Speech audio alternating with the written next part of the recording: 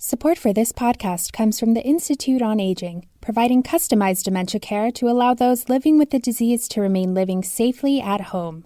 Learn more at ioaging.org.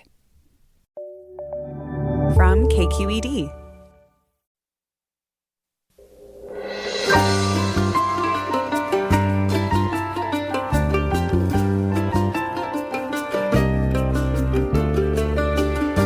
From KQED Public Radio in San Francisco, this is Forum. I'm Marisa Lagos. It's been a rocky year for students, parents, and teachers in San Francisco, and the turbulence doesn't seem to be letting up. Even as the district prepares to welcome its youngest students back to classrooms next month, controversy over a series of tweets by a school board member is stirring up anger and calls for her to resign. It's all fueling existing efforts to recall or reconstitute the school board. Meanwhile, the district superintendent is preparing to retire come June, even as declining student enrollment imperils the district budget for years to come. We're going to dig into the state of education in San Francisco. That's next on Forum, right after this news.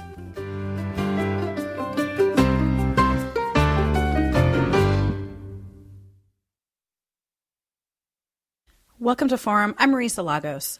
San Francisco's school district is in crisis. More than a year after the pandemic prompted the district to shutter city schools, students are still learning at home.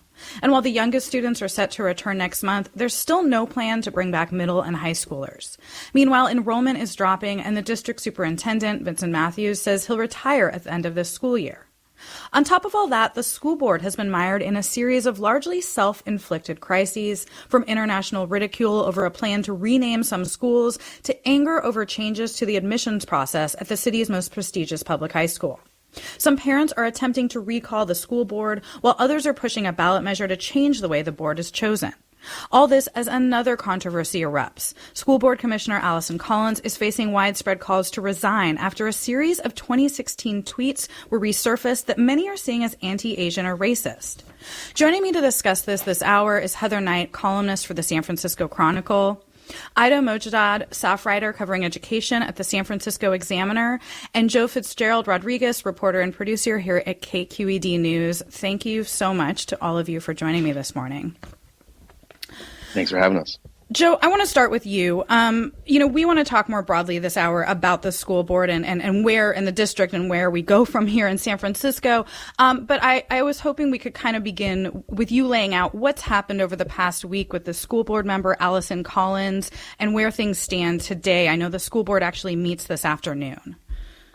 Sure. So this story came from our friends at the San Francisco Chronicle, from Jill Tucker, education reporter, where these tweets surfaced from Allison Collins back in 2016. And she was starting a Twitter thread where she was asking people to highlight hate speech or bullying of Asian students.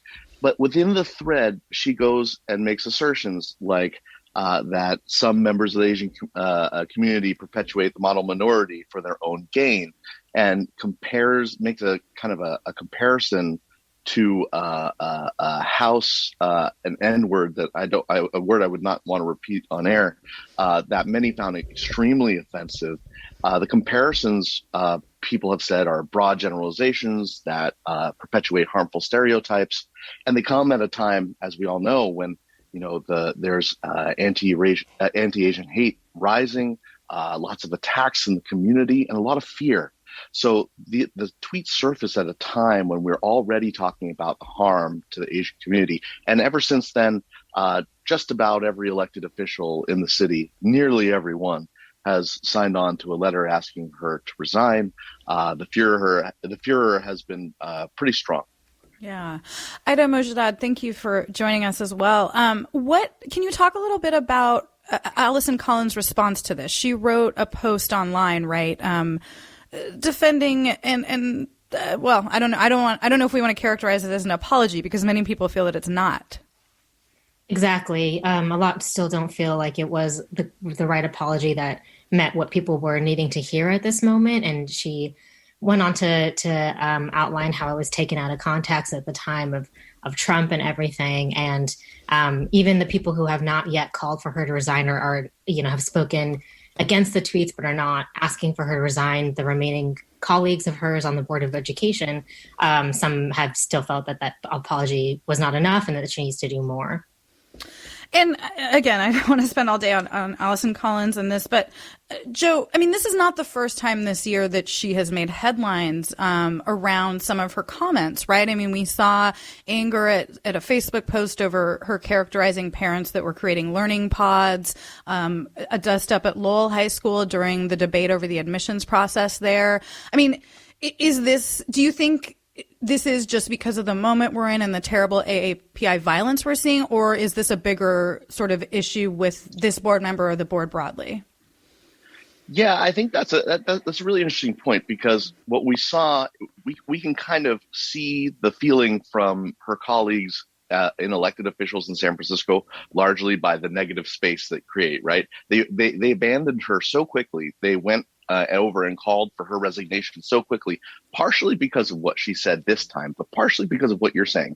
There certainly has been many instances where she's kind of drawn public ire with her social media statements, and may not have built effective political bridges or community bridges to have that trust that people knew where she was coming. She made an argument a lot that she was misunderstood, that her context was different than what people are painting it as.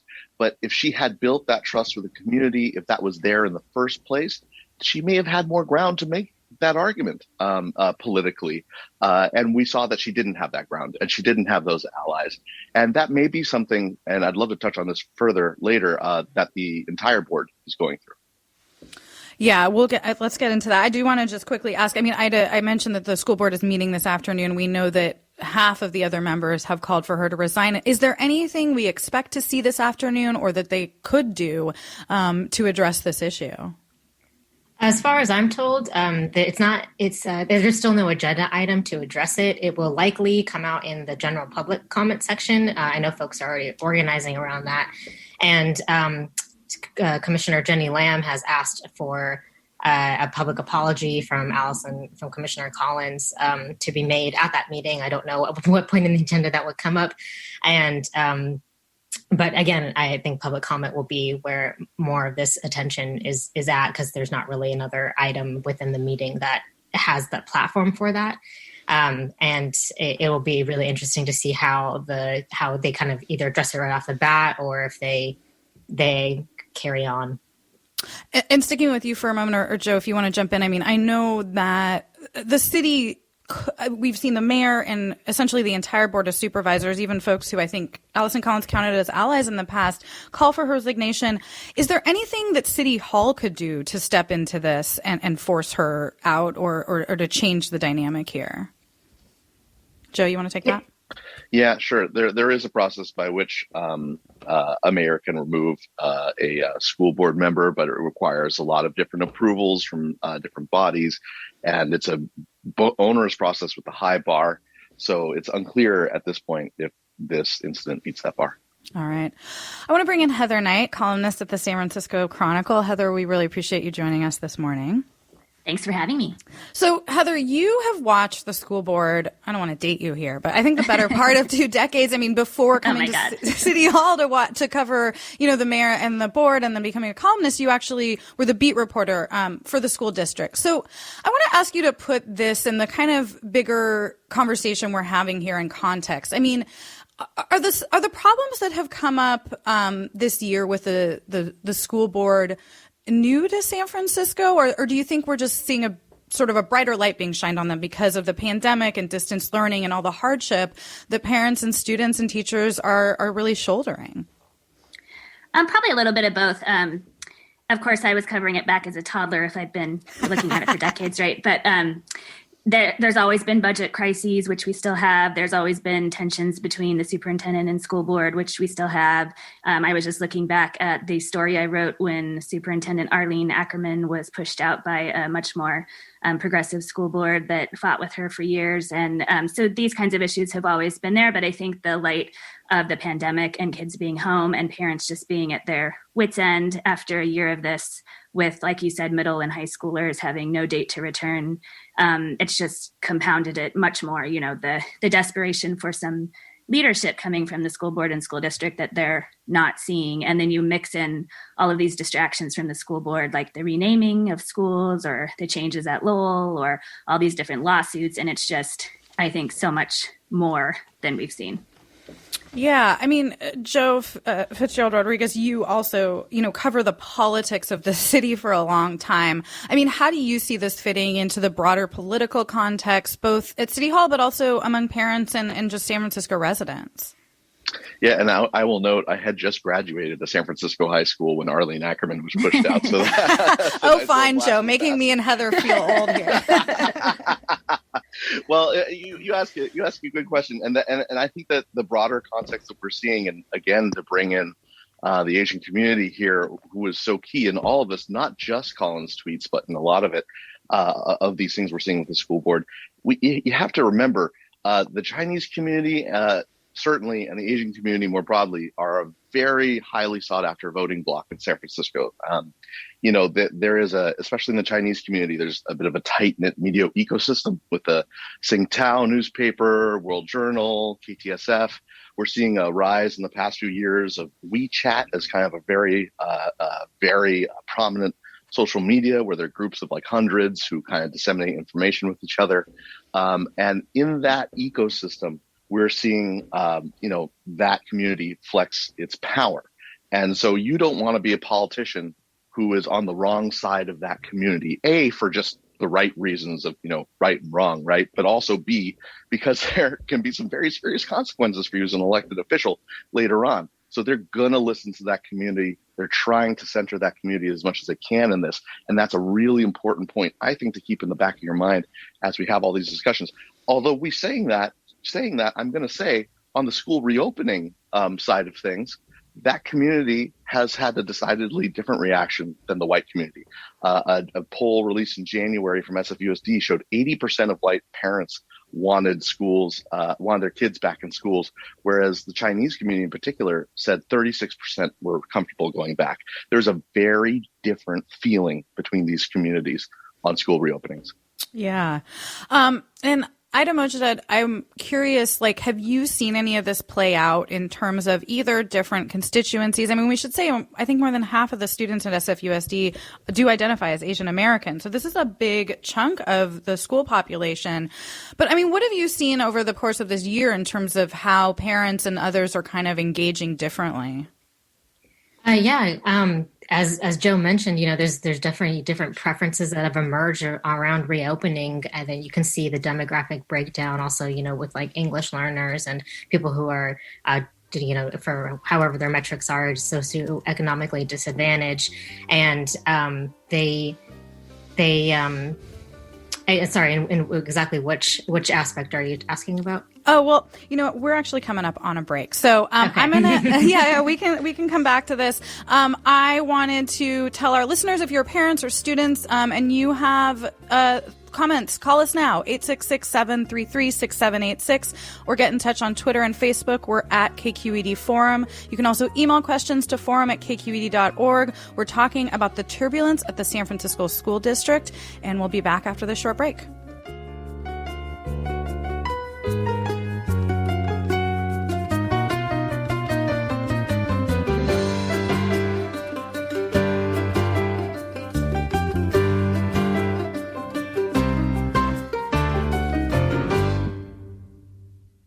Support for Forum comes from the Institute on Aging, a local nonprofit providing day center services with enrichment activities to aid those with dementia and provide caregivers with respite. The Enrichment Center at the Presidio is now open and COVID safe. Learn more at ioaging.org. We're talking about the turbulence at San Francisco School District. I'm Marisa Lagos. I'm here with Heather Knight, columnist at the San Francisco Chronicle, Ida Mojadad, staff writer at the San Francisco Examiner, and Joe Fitzgerald Rodriguez, reporter-producer for KQED News. Ida, I want to come back to you. So I was kind of asking what the politics are, and I should have said this at the top. Full disclosure, I do have a child at SFUSD, so I'm hearing a lot of these conversations, and I'm curious. I mean, we have seen a real sort of uprising of parents who maybe weren't that involved in the past, both pushing schools to reopen, but also now writing some potential things that we might be voting on in the city around this recall of at least half the school board or 3 members, and a charter amendment. Can we start with the recall petition? I mean, what is this about, and when might it come to fruition if it does?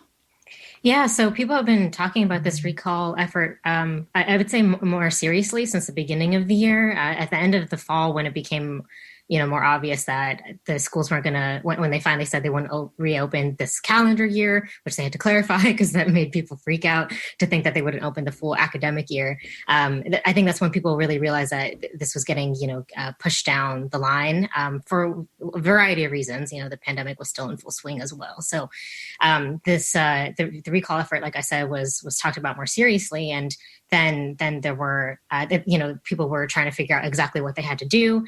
Recall efforts can be very difficult to pull off and get the amount of signatures, as we are seeing with Governor Gavin Newsom. It looks like it's happening in that case. So it'll be interesting to see how that recall effort intersects with the local levels.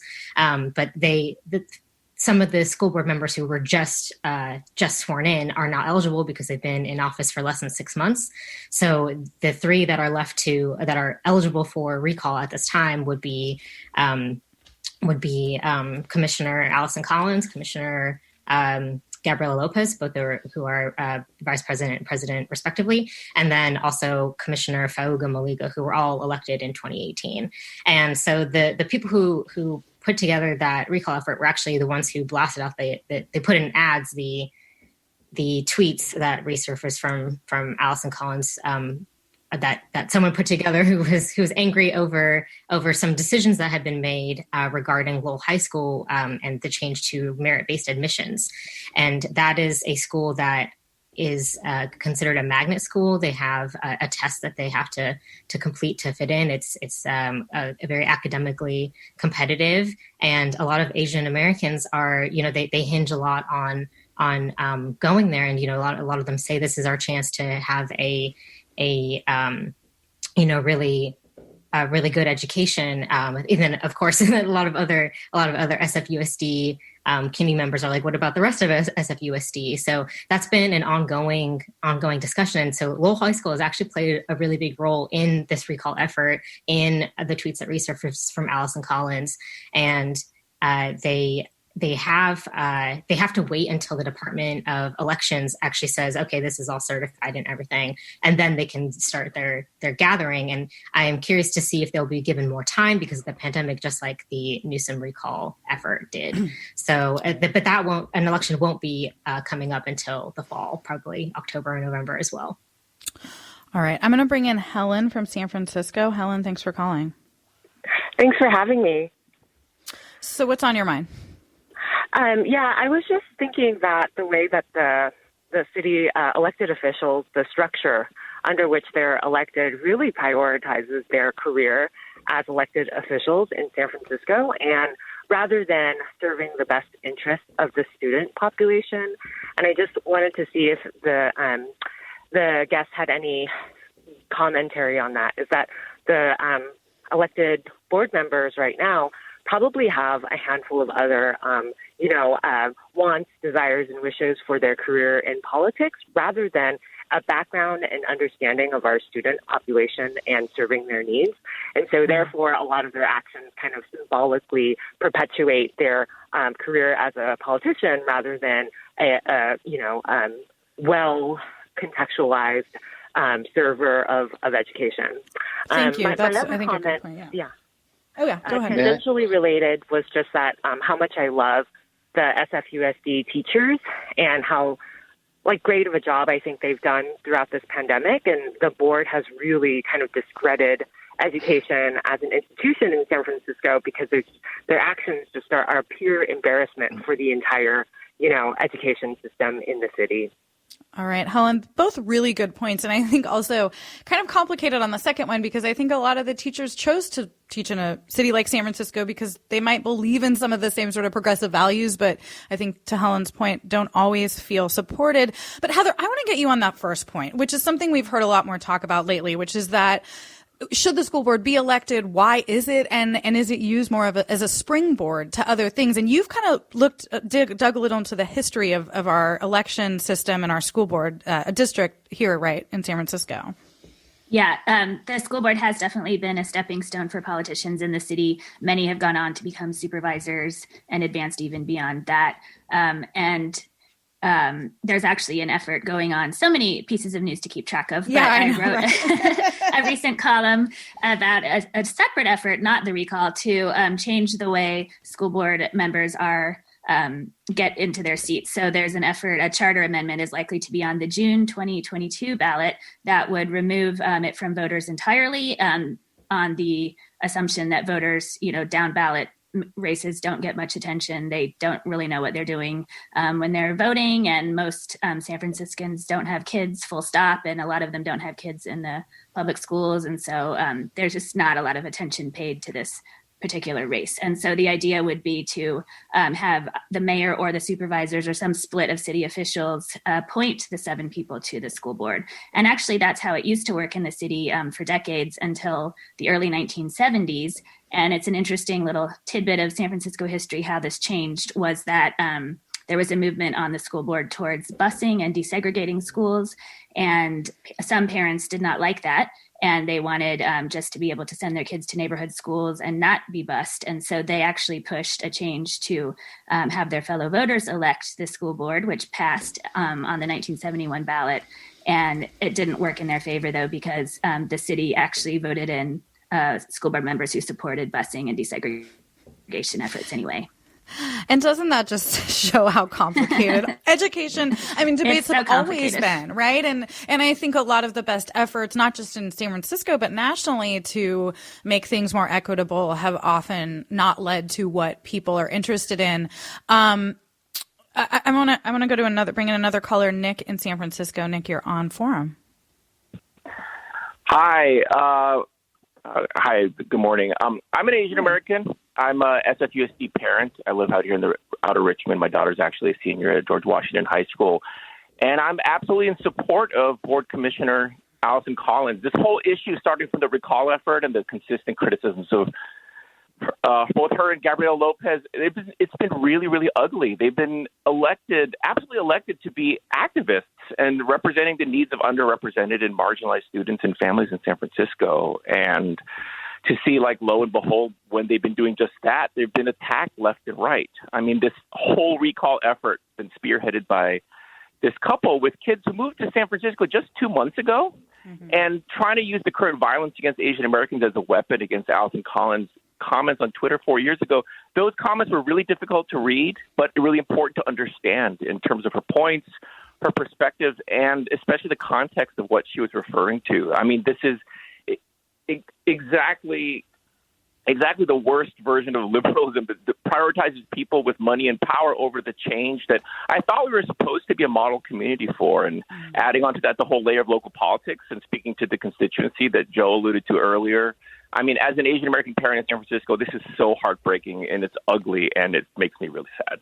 Nick, can I just ask you, beyond this current dust up, how do you feel about the district and how they've handled and the school board this past year of pandemic learning and reopening?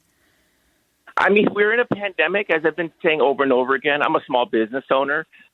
Businesses big and small have been trying to figure this out. We've never had to do this before. And the ways that everyone is sympathetic to that, but then there comes a limit. There's a limit for a lot of folks, it seems. And when it comes to, distance learning and such, I know that it's been hard. It's been hard for us. My daughter's a senior. Arguably, her class has been hit in many ways the hardest of all the students. That said, it's these aren't things that have clear-cut answers that are being turned away from, or that the leadership is not doing. They're trying to make the best decisions that they can, and they have the support of me and a lot of other parents. And so this vocal minority just really dominating the conversation. It's really the worst version of these things playing out in front of us. All right, Nick, thank you so much for your call. Joe Fitzgerald Rodriguez, I think Nick speaks to a lot of important points. But there is a sense among, some parents that there hasn't been a sense of urgency. And we've seen, to the point of this, move to potentially make the board appointed, there's been a lot of tension between the city and the school district over testing protocols, things like that.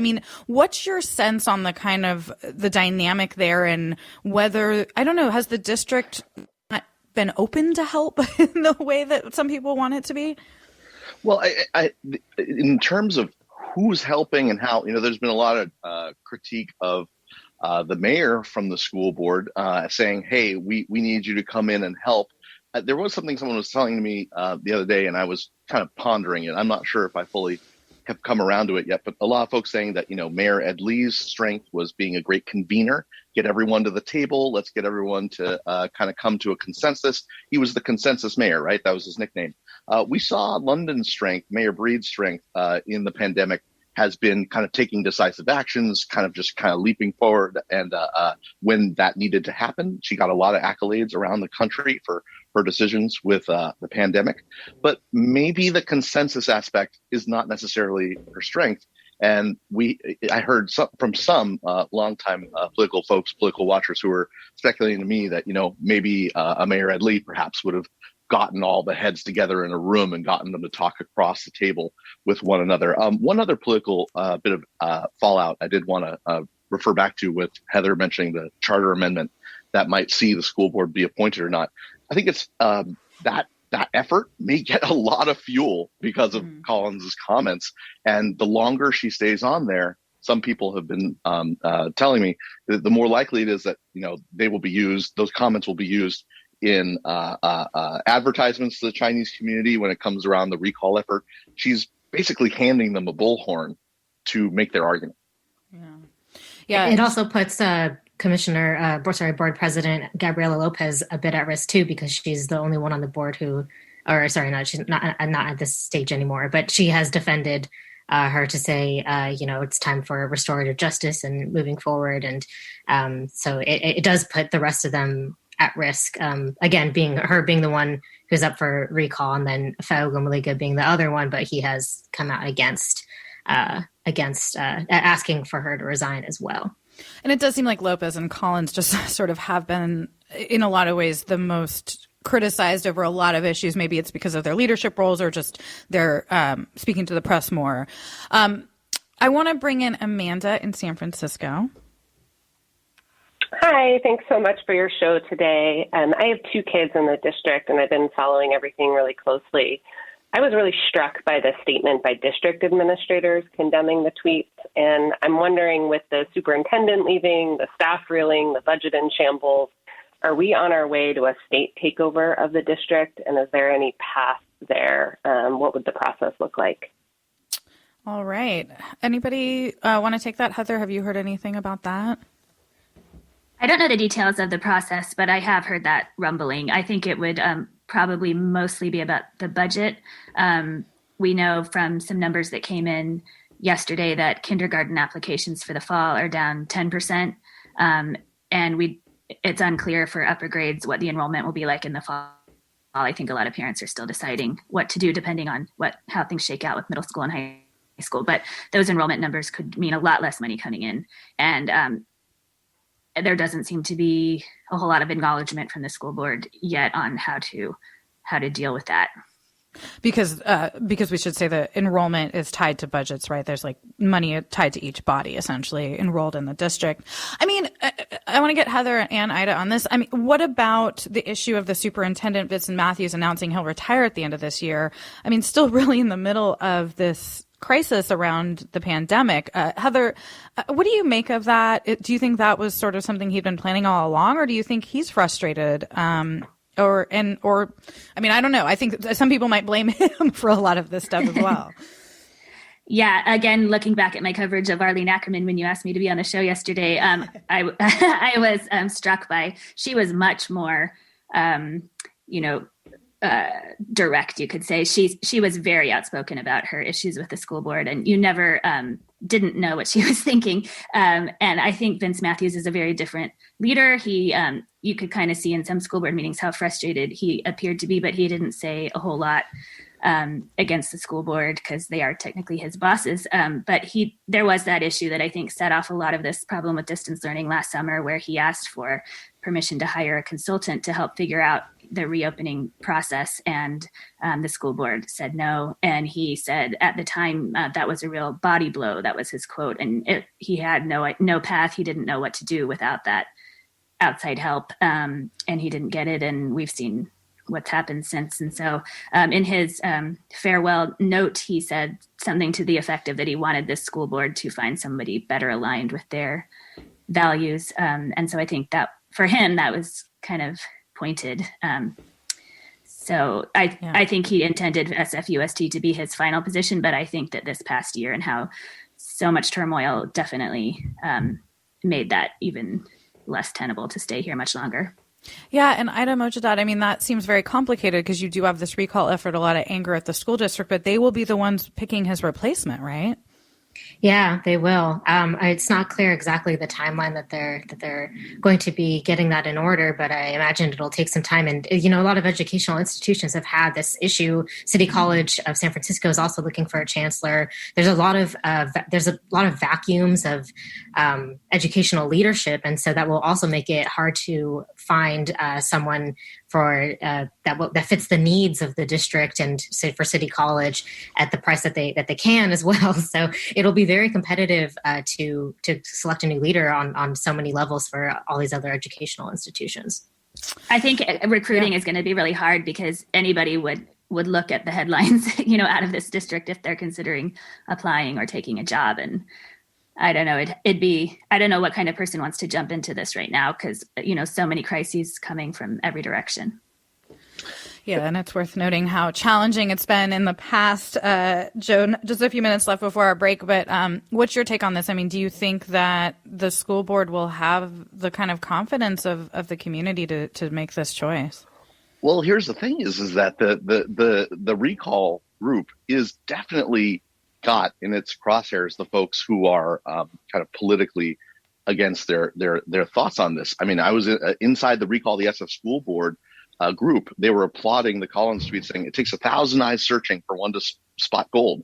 It was an organized effort to research these people, right? Mm-hmm. So you can bet if anyone is opposing them politically on this, they are going to do this Oppo research on them again and try to dig something up. And that process, I'm sure, is still continuing. All right.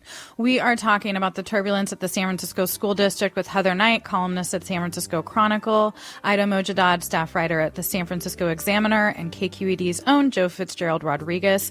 If you're a parent or student or just community member, we want to hear your questions and concerns about our school system. Call us now at 866-733-6786. That's 866-733-6786. You can also get in touch on Twitter and Facebook. We're at KQED Forum. You can email your questions to forum@kqed.org as well. We will, after a short break, and dig into more of this issue on the district itself. Stay with us.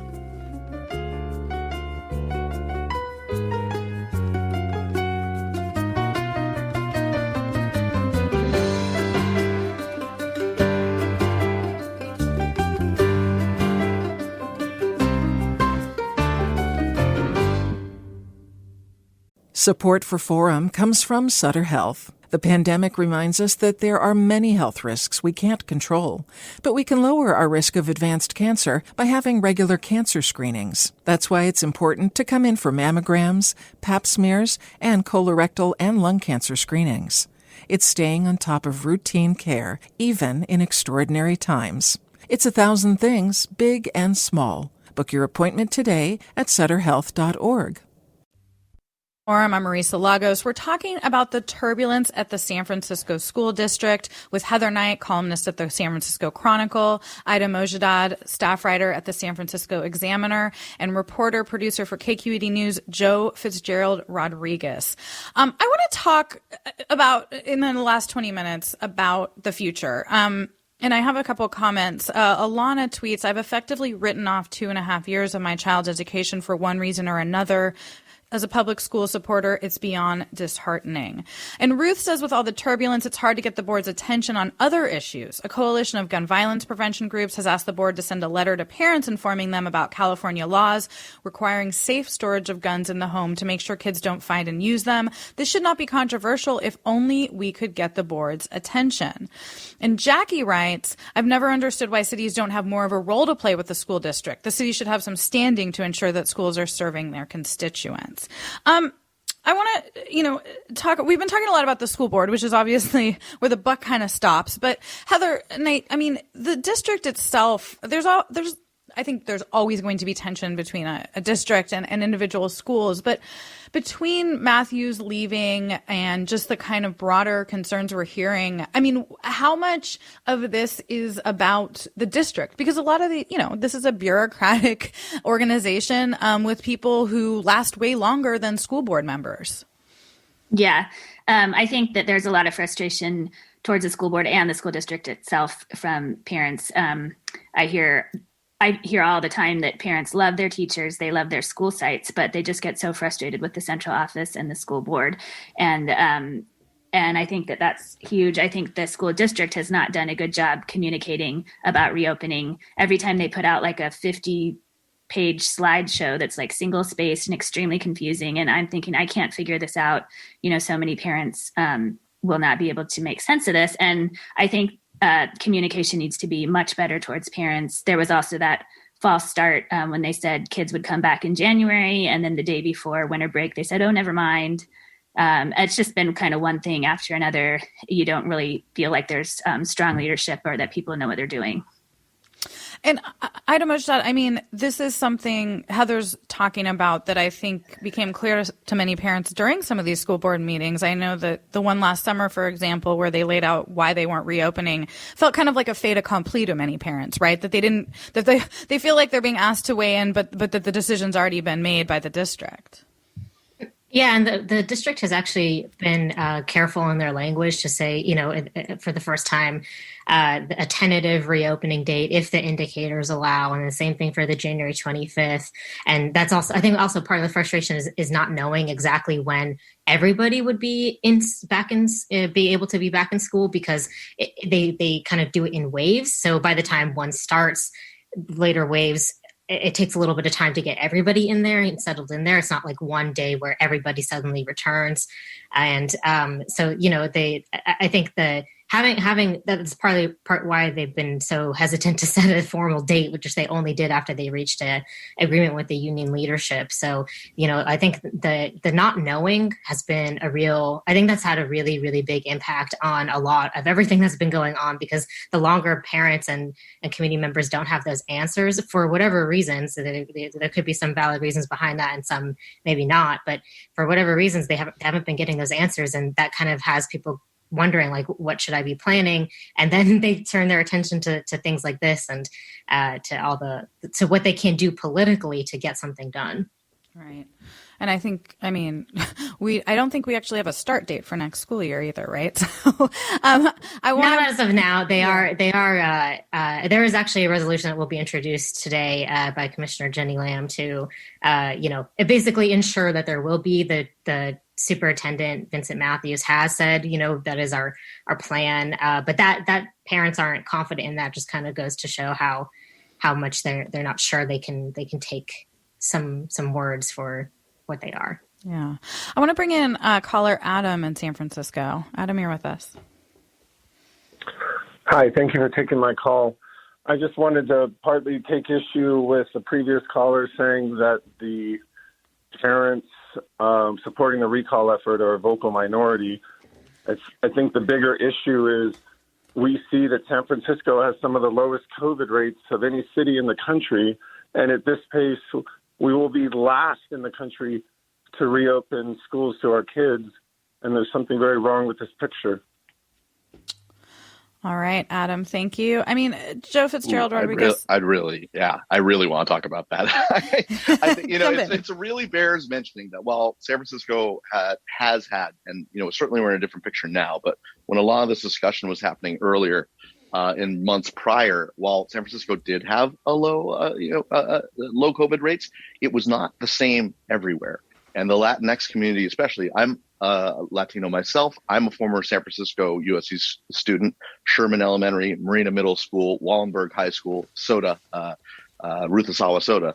And I will tell you that Latino families are experiencing something very different during the pandemic than white families. And there are a heck of a lot more of them in SFUSD. And Latinx families have been particularly disproportionately hit by the pandemic. So when I talk to them around school reopening, I heard a lot of folks saying, hey, we live with our grandparents in the house. We have a multi-generational household. This is also not typical of white families. And we are worried about transmission because we have vulnerable people in our households, and our community has been really hit hard by the pandemic. So some parents are going to feel differently than others, and a lot of that is due to lived experience. In a big way. When I hit up a supervisor asking for help identifying parents of color who were really angry about school reopenings to talk to them for an interview, this one supervisor who is in a district that is represents districts that are heavily people of color said, only white parents have reached out to me about being angry about school reopenings. There is definitely an equity issue. Not to say there aren't parents of color who want school, so not to say that there are not parents of color who want schools to be reopened. I spoke to a Chinese San Franciscan parent just a little while ago who said she was on the reopening school group. But you know what? She even in that interview, she acknowledged to me that her family, her cousins who live in Chinatown and SROs, multi-generational families, also felt very differently about reopening than she did. She acknowledged that difference in experience. I think it's really important to highlight that. Yeah, and I mean, it's complicated for every single family. And I do think, the dynamics now with most teachers being vaccinated and the vaccines opening up to a broader group or making it different. But I mean, this hits on another topic, Ida Mojadad, that I wanted to make sure to get to in our final 10 minutes or so, which is this issue of declining enrollment. So we saw this week that we sort of hit on this, but that there were 500 fewer kindergarten applications this year compared to last. I think it's a 10% decline. I mean, do you have any sense of how this past year could impact what the district looks like, who's going to these schools? To Joe's point, is it largely more affluent families who have been able to pull their kids out, What exactly who is enrolled this fall is a really big if, and will have massive implications for the budget and how the district can plan around everything that they do, really. And, and judging by the assignments, there was a slight dip in white students or families that apply between last year to this year. And then same for Chinese families, but it went up for Hispanic and up for Black families. But those were very slight. So it really just depends on who actually registers and enrolls. But that is something that they are seeing a difference in. And I think maybe it'll be different the following year after that, because there's still so much that is in flux. But the impacts on the budget are going to be really big. And the state has tried to kind of plan for that in their budget and, holding, I think it's like the term is like hold no harm, knowing that, for attendance rates and everything like that this past year, and by the time they're back in school for normal for the fall, ideally speaking, having those, getting them back to normal will take some smoothing out in attendance and enrollment budget wise. Yeah. Julie writes, and I want to get you on this, Heather. The uproar on issues in SFUSD during the time I've been a parent includes segregation in math, racism at Lowell and changes to admission, racist Washington mural, and affluent white families demanding in-person school at any cost. Can anyone speak to the history of backlash against these kinds of forward movements in racial justice? And she says that Commissioner Collins is a Black woman who's been an outspoken racial justice advocate, and asks if she could be paying a personal price for the moves towards racial justice in the city that SFUSD has finally been making. Heather, I'd love to get you to respond to that, but also this question. I mean, so much of the conversations and the controversies are around these questions of equity, but at the same time, we have, I think, one of the biggest achievement gaps between Black students and the rest of the students in, I think, the state. I mean, I don't know, spending so much time on these other issues that we're not really focusing on the academics, the most important thing to these kids? Yeah, I think that's driving a lot of this frustration, is that the achievement gap between white and Asian students and Black and Latino students has always been wide in SFUSD, and it's actually grown during the pandemic with distance learning. And so a lot of people say, well, why aren't we focused on that? And some school board members have even said that distance learning hasn't been very problematic and have kind of brushed off concerns about that. So it seems like the achievement gap should be the number one focus for people focused on equity, but it doesn't always feel that way. I wanted to add one thing from before about the reopening. I think a lot of parents are frustrated that that the rest of the city is opening and kids can go eat indoors in restaurants and go to gyms and ride Ferris wheels and go to see movies and do all this stuff, and they still can't go to school. So I think that is driving some of the confusion. It looks like Disneyland is going to open before middle school and high schools in San Francisco. So I think that is also contributing to this frustration.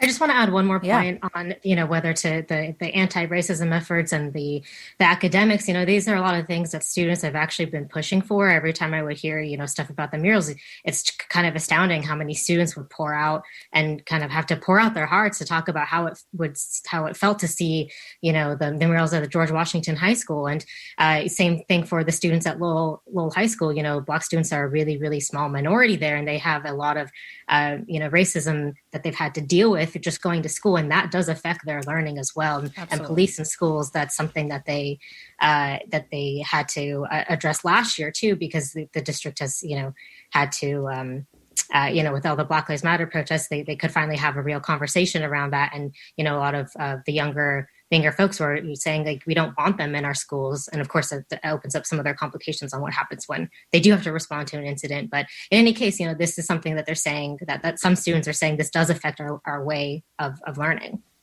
But oh, sorry, go ahead. Oh, I just want to ask if some of it's PR too, because I think there's an expectation that public officials should be able to walk and chew gum at the same time, but we have seen multiple meetings where all these other issues came up before reopening, right? And that, I think, has maybe led to the feeling that the district isn't able to do that. Joe, what you're going to say though? Yeah, so I would say that, families feel a little differently about issues. Again, I remember interviewing this was a few years ago, but I remember interviewing a Black family who had their kindergartner arrested by a cop in an SF school. And it was incredibly traumatic for that child and for that family. So the issues of policing in schools matters a lot to that community, where it might not matter to a white family, to be honest. And they may feel that the reopening schools priority is a bigger priority and is being ignored for what they may call frivolous things, but it may not be frivolous to other people. But then again, I will say that there is a broader public message. And when you're explaining in politics, you're losing, right? And a lot of people I talk to, a lot of politicians, agree that the board erred in highlighting some of these issues so publicly when reopening schools should have been the priority, and that it was a bit of a rookie move, might be a little harsh, but like a beginner politician move, and that may have spent their political capital in a way that harmed their causes. Right, which of course gets back to this question about whether we should, the question of is this a political position and should it be, right? I mean, that's sort of at the heart of some of these debates. So we have a couple comments, a question about from Haley, who asked, can you address the role of the Teachers Union, United Educators of SF in school reopenings? They don't seem to be representing the teachers' interest in the long term. I don't know if anybody wants to jump in on that. Ida, do you think our teachers, there was a long process. Obviously, the union's job is to represent their members. Are you hearing from teachers that they feel well represented in the final agreements that we've seen so far?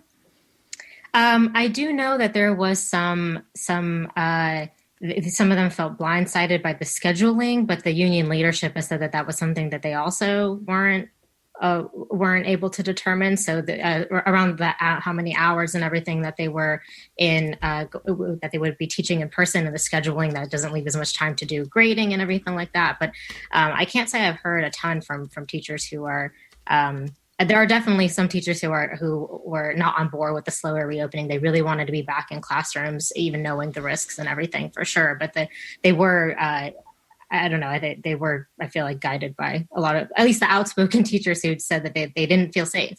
Yeah. Heather Knight, I know you did a column on that. I think, as in any group, there's probably a diversity of opinions. I want to leave a few minutes now to just, I want to ask you, Heather, I mean, what do you see as the future for SFUSD? And is there, I don't know, an opportunity for a positive change because of all of the conversations that are being had? I think it's great that the city's finally paying attention to public schools. For so long, it's been such an afterthought. City Hall just sort of dismisses it because they don't have much of a formal role at all. It's a state entity. So if there's one positive that comes out of this, I hope that people finally realize how important public schools are and devote time and energy, and if it remains a voter-appointed position at the school board, to research and just pay more attention. I think that would be a good thing. Ida Mojdad, any predictions for the future? Any positive that could come out of all of this? I agree. I mean, schools were definitely an afterthought in a lot of ways. I mean, there were some supervisors who were on the school board who were taking a little more active role in everything, but from like the greater like citywide public consciousness, it was, more of a minor thing. And, it also is, and like she mentioned, as intertwined with city politics in terms of the city hall operations and everything. So I think, that has galvanized a lot of folks. So we'll see how it lasts after reopening and after whatever happens with the recall. The charter amendment will, I think, keep it in the public sphere. But, I just hope that the people who are actually in these schools and entrenched in these school communities are being able to be listened to throughout all this, and not just kind of, not taken into consideration with the louder voices who are able to join in on this all of a sudden. Yeah. Joe Fitzgerald Rodriguez, as a longtime city resident and former SFUSD student, are you optimistic? I am. I think a useful analogy is Gavin Newsom's recall effort in the French Laundry moment, right? Like, as you have put in your interviews with him or put to him, there is this idea that the recall may not have got as much wind behind it without that moment, right? And same with the school board and the charter amendment and with Allison Collins. So when Allison Collins does this, we may see a huge transformative moment that could transform politics in San Francisco for years to come.